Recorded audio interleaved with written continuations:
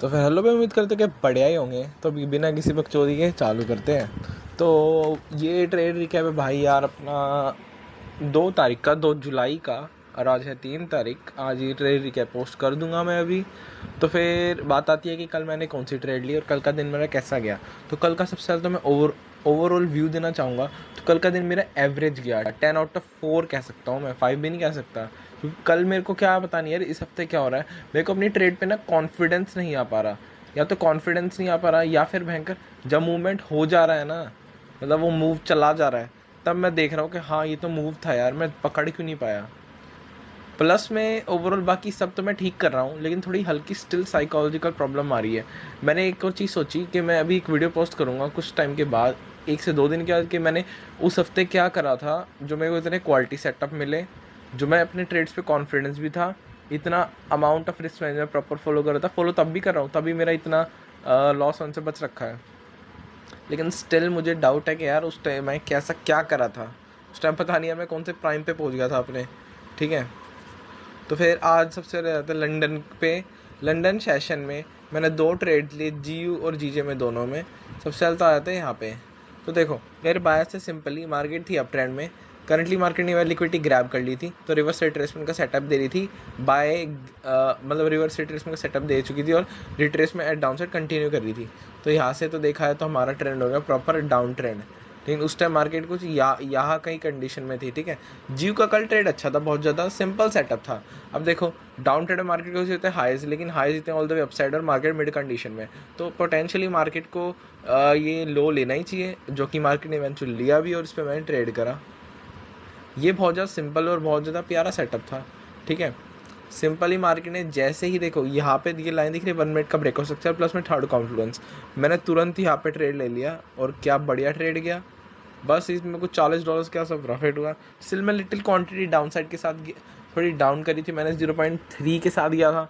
इधर प्रिस मैंने प्रॉपर तरीके से फॉलो था।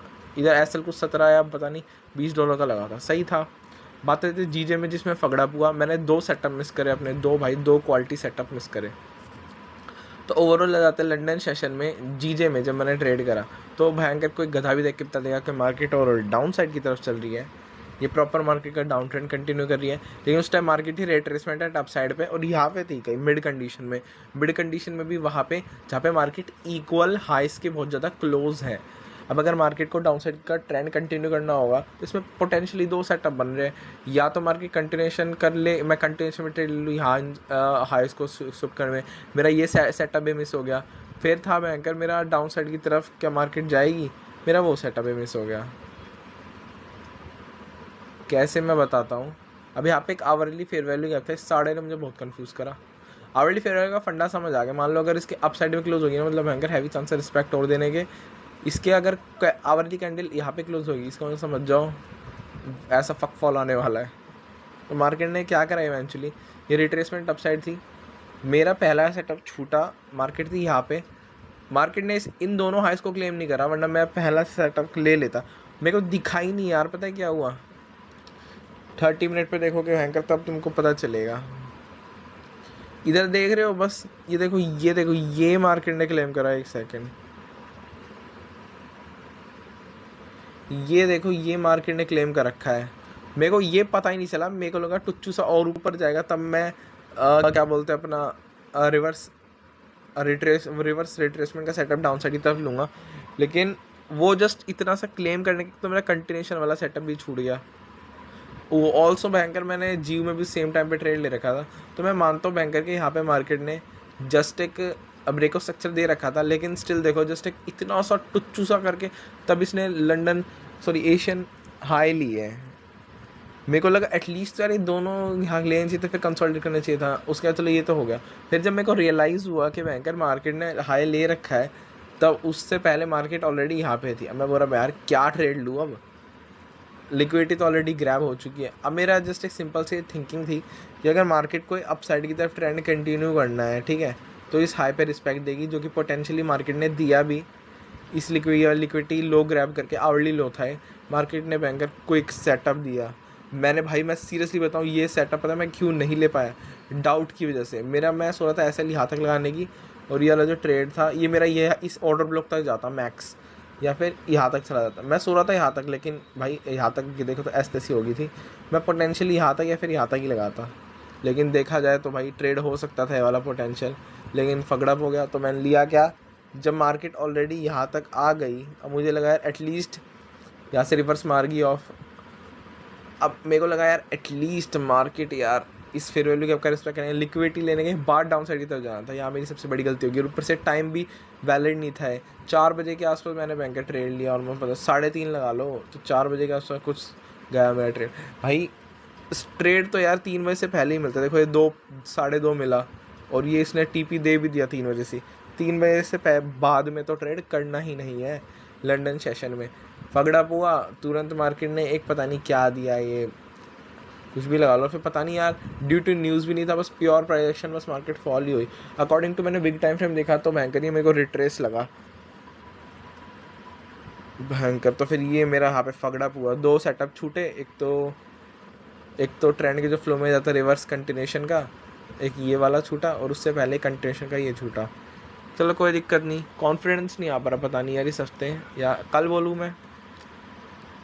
फिर अब हम आ जाते हैं अपने फॉरेक्स की ट्रेड पे जो मैंने लिए थे। भाई आज NYS के फॉरेक्स के ट्रेड फगड़ अप गए भाई। 2 सेटअप, इसमें भी सेटअप मिस हुए मेरे भाई, इसमें भी सेटअप मिस हुए। देखो इस प्राइस एक्शन में कौन ट्रेड कर लेगा, इवेंचुअली मेरा ये बायस सही गए, ठीक है। अब देखो मेरी सिंपल सी GU की थिंकिंग, एक्चुअली GU से पहले मैंने GJ में ट्रेड लिया था जिसमें फगड़ा हो गया था, ठीक है। तो भाई देखो सिंपल से बायस थे मेरे, सिंपल से, बिल्कुल सिंपल से। मार्केट थी, ध्यान से सुनना। एक्चुअली यार मेरे को ना फॉरेक्स मटेरियल स्कैल्प की ट्राई करनी चाहिए। अब से NYS में भी स्टार्टिंग आवर्स में जो भाई वॉल्टिलिटी होती है ना, बहुत तगड़ी ही होती है। ये भी कर लेता मैं ट्रेड, लेकिन पता है मैं क्यों नहीं करा यार, ड्यू टू पता है न्यूज़ थी उस टाइम पे 5:45 पे, और लिटरली हैवी न्यूज़ थी जिस वजह से मार्केट को कॉज करा उसने डाउन साइड की तरफ फक फॉल, ठीक है। तो देखो ओवरऑल डाउन ट्रेंड था प्रॉपर, यहाँ पे मार्केट कहीं फॉल होना चालू हुई थी, ठीक है, लेकिन स्टिल मार्केट यहाँ कहीं थी NYS खुलने से पहले। तो फिर मेरा सिंपल सा था यार, अगर इसको क्लेम करने से पहले कंटिन्यूशन ट्रेड देती बेरिश ऑर्डर फ्लो का कंटिन्यूशन, तो मैं एटलीस्ट यहाँ तक कहीं से ट्रेड ले लेता।